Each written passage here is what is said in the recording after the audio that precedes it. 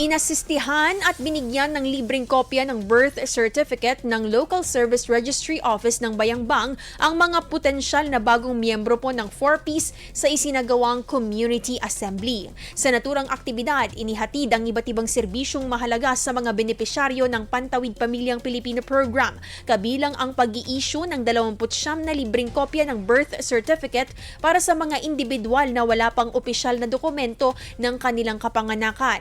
Layunin ng hakbang na matiyak na ang bawat benepisyaryo ay may sapat na pagkakakilanlan bilang mahalagang requirement sa pagkuha ng mga serbisyong panlipunan mula sa pamahalaan. Nagbigay rin ang tanggapan ng listahan ng mga kinakailangang dokumento sa mga hindi pa rehistrado ang kapanganakan upang sila ay makasailalim sa libreng late registration sa mga susunod na araw.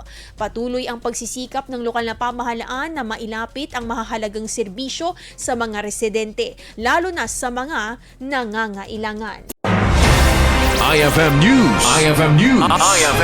IFM News.